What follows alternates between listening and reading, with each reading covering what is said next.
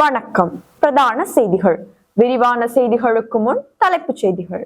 தையட்டி விகாரை தீர்வு தொடர்பில் ஜனாதிபதி மௌனம், அருட்தந்தை மா சக்திவேல் குற்றச்சாட்டு. பலாலியில் ஜனாதிபதி சுதந்திரமாக நடந்து தெரிய முடியுமென்றால் நாட்டில் பயங்கரவாத தடை சட்டம் எதற்கு? வடக்கு கடலில் ஏற்பட்டுள்ள திடீர் குளிர்ச்சி, இலங்கையின் வானிலையில் பாரிய மாற்றங்கள். வைத்தியசாலைகளில் ஏற்பட போகும் பாரிய பிரச்சினை. போதிய பேருந்துகள் சேவையில் இல்லை, கொழும்பு செல்ல நீண்ட வரிசையில் காத்திருக்கும் பயணிகள்.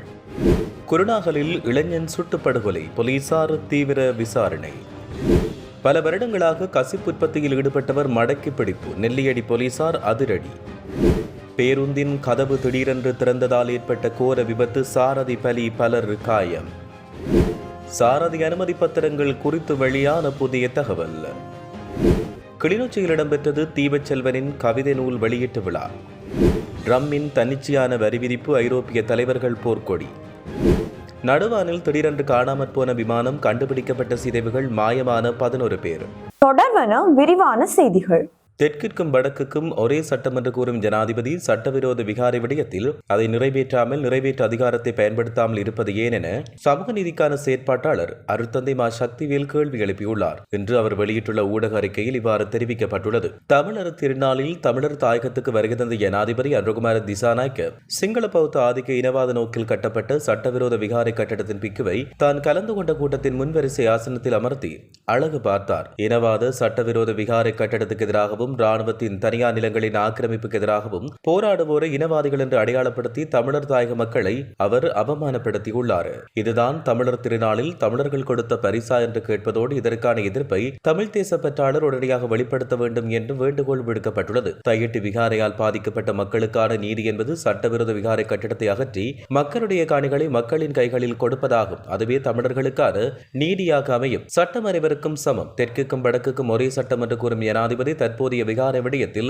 அதை நிறைவேற்ற அதிகாரத்தை பயன்படுத்தாமல் இருப்பது ஏன் என்றும் அவர் கேள்வி எழுப்பினார். மண் தமது வியர்வை விழுந்த மண்ணின் சுதந்திர வாழ்வுக்கான அரசியல் உரிமை சார் விழாவாகும். இதை கௌரவப்படுத்துவது என்பது மண்ணின் மக்களை சுதந்திரமாக வாழ விடுவதாகும். அதற்கான எந்த உறுதிமொழியையும் ஜனாதிபதி உரையில் வெளிப்படுத்தவில்லை. தேர்தல் காலத்தில் அரசியல் கைதிகளை விடுதலை செய்வதாக கூறியவர் அதற்கு எவ்வித உத்தரவாதத்தையும் கொடுக்கவில்லை என்றும் அவர் தெரிவித்தார். தமிழர்களோடு விழா கொண்டாட வந்த ஜனாதிபதி தமிழர்களின் அரசியல் பண்பாட்டு விழாவை தமது அரசியல் கடிகாட்டு விழாவாக மகிழ்ந்துள்ளதாகவும் அவர் குற்றம் சாட்டியுள்ளார்.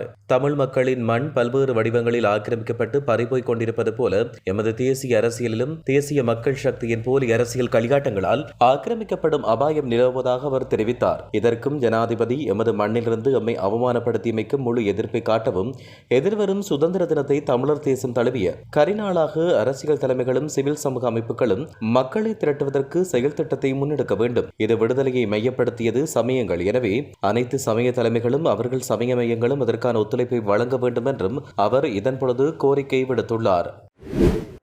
யாழ்ப்பாணம் பலாலியில் ஜனாதிபதி சுதந்திரமாக நடந்து தெரிய முடியும் என்றால் நாட்டில் பயங்கரவாதம் எதற்கு? இவ்வாறு யாழ் பல்கலைக்கழக மாணவர் ஒன்றிய தலைவர் கேள்வி எழுப்பியுள்ளார். யாழ்ப்பாண பல்கலைக்கழகத்தின் ஏற்பாட்டில் பொங்குதமிழ் பிரகடனத்தின் 25ஆம் ஆண்டு நினைவு நாள் நிகழ்வு பல்கலைக்கழக பொங்குதமிழ் பிரகடன தூவியில் உணர்வுபூர்வமாக முன்னெடுக்கப்பட்டது. அதில் கலந்து கொண்ட பின் ஊடகங்களுக்கு கருத்து தெரிவித்த போது அவர் இவ்வாறு கேள்வி எழுப்பினார். யாழ் பலாலியில் ஜனாதிபதி நடமாகின்ற வேளை அதே பயங்கரவாத தடை சட்டம் அமுல்படுத்தப்படுகிறது. பாதுகாப்பாக வடகிழக்கு மாகாணம் உணரப்படுகிறது என்றால் பயங்கரவாத தடை சட்டம் எதற்கு? ஜனநாயக ரீதியில் போராடும், ஜனநாயக நீதியில் குரல் எழுப்பும் தமிழ் அமைப்புகள், சிவில் சமூக அமைப்புகள், தமிழ் இளைஞர்கள் அனைவரையும் பாதிப்பதற்காகவா இந்த பயங்கரவாத சட்டம் என்றும் அவர் கேள்வி எழுப்பினார். இந்நிலையில் தமிழ் மக்களை முழு நாடும் ஒன்றாக வாருங்கள் என்று கேட்பதற்கு எப்படி உங்களுக்கு மனது வருகிறது என்றும் அவர் இதன்போது கேள்வி எழுப்பியுள்ளார்.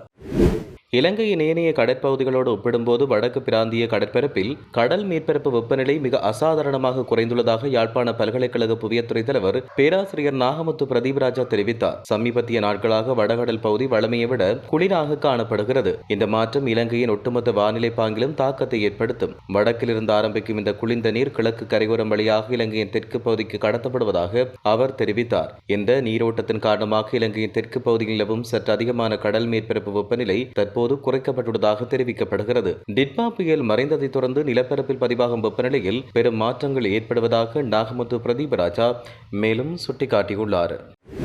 வைத்தியசாலைகளில் நிலவுகின்ற கனிஷ்ட ஊழியர்களின் பற்றாக்குறை வைத்தியசாலை சேவைகளை மேற்கொள்வதில் சிக்கல்களை ஏற்படுத்துவதாக சுகாதார சேவைகள் மத்திய நிலையம் தெரிவிக்கிறது. தற்போது நாட்டில் உள்ள வைத்தியசாலைகளில் நிலவும் கனிஷ்ட ஊழியர்களின் பற்றாக்குறை 10,000 தாண்டியுள்ளதாக தெரிவிக்கப்படுகிறது. வெற்றிடங்களை நிரப்ப எதிர்காலத்தில் சுமார் 1,900 பேரை நியமிக்க திட்டமிடப்பட்டுள்ளது. கொழும்பு தேசிய மருத்துவமனையில் மட்டும் கிட்டத்தட்ட 1,100 வெற்றிடங்கள் இருப்பதாக சுகாதார சேவைகள் சங்கத்தின் பொதுச் செயலாளர் தம்பிட்டியே சுகாதார தேரர் வலியுறுத்தினார். புதிய ஆட்சேர்ப்பின் கீழ் தற்போது மருத்துவமனைகள் தன்னார்வர்களாக பணிபுரிவோருக்கு அதிக வாய்ப்பு கிடைக்கும் என்றும் கிட்டத்தட்ட 1,500 பேர் சுகாதார சேவைகள் உள்வாங்க திட்டமிட்டுள்ளதாகவும் தேரர் குறிப்பிட்டார். வெற்றிடம் காரணமாக ஊழியர்கள் ஒவ்வொரு நாளும் தொடர்ந்து நீண்ட நேரம் வேலை செய்ய வேண்டியுள்ளதாகவும் அவர் இதன்போது தெரிவித்தார். பொங்கல் பண்டிகை முடிந்த பின்னர் சொந்த இடங்களுக்கு சென்ற பலர் கொழும்புக்கு திரும்புவதற்காக ஹட்டன் பேருந்து நிலையத்தில் நீண்ட வரிசையில் காத்திருந்ததால் பேருந்து நிலையத்தில் பயணிகள் கூட்டம் அலைமோதியது.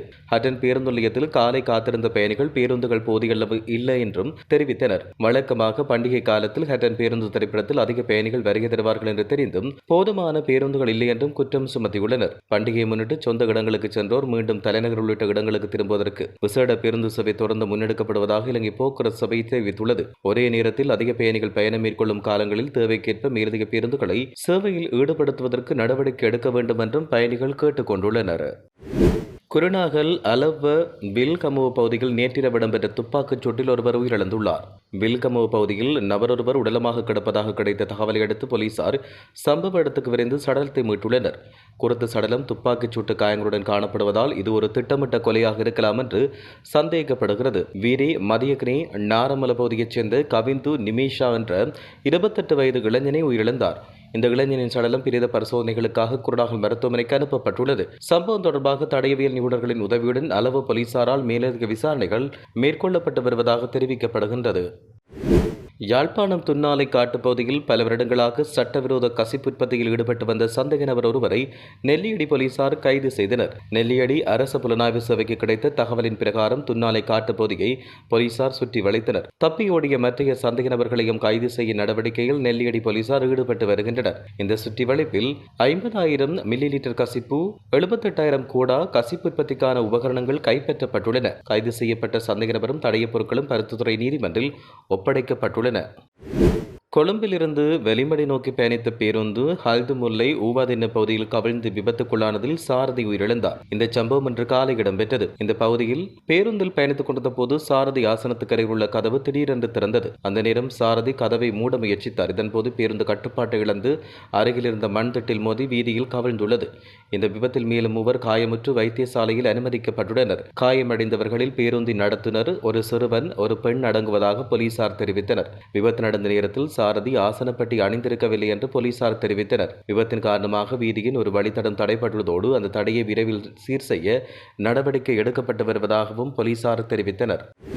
சாரதி அனுமதி பத்திரத்தை அச்சிடுவதற்கான அட்டைகள் பற்றாக்குறையால் முன்னர் வழங்க முடியாத 5 லட்சம் சாரதி அனுமதி பத்திரங்கள் மார்ச் மாதத்துக்குள் வழங்கப்படும் என்று தெரிவிக்கப்படுகிறது. இந்த விடயத்தை மோட்டார் போக்குவரத்து திணைக்களம் அறிவித்துள்ளது. இந்த சாரதி அனுமதி பத்திரங்கள் தபால் திணைக்களம் வழியாக விண்ணப்பதாரர்களின் வீடுகளுக்கு நேரடியாக அனுப்பப்படும் என மோட்டார் போக்குவரத்து ஆணையாளர் நாயகம் தெரிவித்தார்.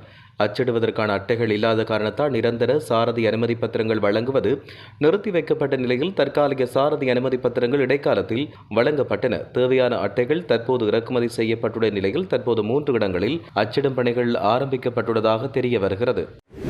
கிளிநொச்சியில் ஈழத்து எழுத்தாளர் தீபச்செல்வனின் நினைவில் நாடுள்ளவன் கவிதை நூல் வெளியீட்டு விழா பிற்பகல் இடம்பெற்றது.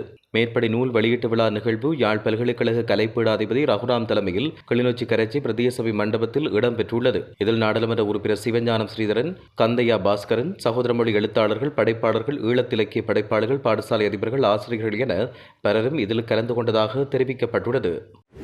கிரீன்லாந்தை கையகப்படுத்துவதை எதிர்க்கும் 8 நட்பு நாடுகள் மீது புதிய வரிகளை விதிக்கும் அமெரிக்க ஜனாதிபதி டொனால்டு டிரம்பின் முடிவை ஐரோப்பிய தலைவர்கள் கண்டித்துள்ளனர். இந்த நடவடிக்கை முற்றிலும் தவறானது என இங்கிலாந்து பிரதமர் கெய்ர் ஸ்டார்மர் தெரிவித்தார். இது ஏற்றுக்கொள்ள முடியாத முடிவென்று பிரெஞ்சு ஜனாதிபதி இம்மானுவேல் மைக்ரோன் தெரிவித்தார். மேலும் ஐரோப்பிய ஒன்றியம் எப்போது சர்வதேச சட்டத்தை நிலைநிறுத்துவதில் மிகவும் உறுதியாக உள்ளது என்று ஐரோப்பிய கவுன்சில் தலைவர் ஆண்டோனியோ கோஸ்டோ தெரிவித்தார். மற்ற நாடுகளுடன் சேர்த்து ஸ்வீடனும் அமெரிக்க ஜனாதிபதியின் முடிவை கடுமையாக கண்டித்துள்ளது. கிரீன்லாந்தை அமெரிக்க அமெரிக்காவுடன் இணைப்பதை எதிர்த்த Denmark, Norway, Sweden, France, German, England, Netherlands மற்றும் பின்லாந்து போன்ற ஐரோப்பிய நாடுகளிலிருந்து இறக்குமதி செய்யப்படும் பொருட்களுக்கு பிப்ரவரி 1 முதல் 10% கூடுதல் வரி விதிக்கப்படும் என்றும் ஜூன் மாதத்தில் 25% அது அதிகரிக்கப்படும் என்றும் டொனால்ட் ட்ரம்ப் எச்சரிக்கை விடுத்துள்ளார். இருப்பினும் அமெரிக்க ஜனாதிபதியின் முடிவுக்கு எதிராக நேற்று கிரீன்லாந்து மற்றும் டென்மார்க்கில் பாரிய போராட்டங்கள் இடம்பெற்றன. கிரீன்லாந்து மக்கள் தொகை குறைவாக இருந்தாலும் வளங்கள் நிறைந்த நாடாக தெரிவிக்கப்படுகிறது. குறிப்பாக அமெரிக்கா கிரீன்லாந்தை எளிதாகவோ அல்லது கடினமாகவோ பெறும் என்றும் ட்ரம்ப் தெரிவித்துள்ளார்.